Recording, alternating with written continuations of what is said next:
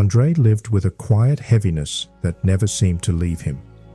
He was an introvert, preferring the silence of his own thoughts to the noise of the world.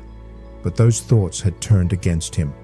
Anxiety wrapped around his mind like tangled vines, and depression weighed on his chest like an unseen hand. Seeking relief, he traveled to a small Zen temple deep in the mountains. There, an old monk welcomed him with a kind smile but offered few words. Instead, he invited Andrei to sit by a lake with him.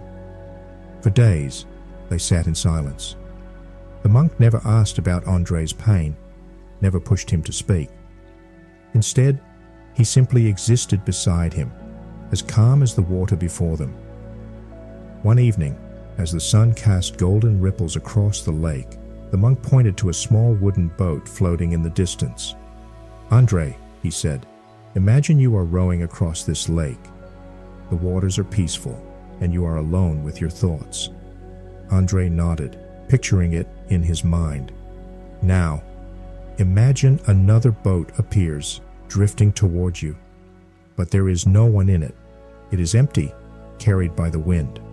The monk paused, then asked, "Would you be angry if it bumped into your boat?" Andrei furrowed his brow. "No, it's just an empty boat. There's no one to blame." The monk smiled. "But what if you believed someone was inside?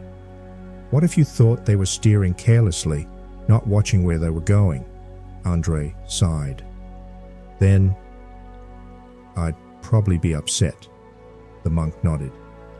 "You see, Andrei, most of our suffering is like this.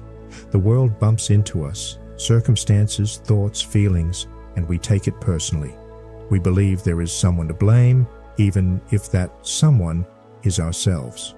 But what if the boat is empty? What if our pain is not a punishment, not a failure, but simply a part of the drifting current of life?" Andrei's chest tightened. He had spent so long blaming himself for his sadness, believing it meant he was broken, that something was wrong with him.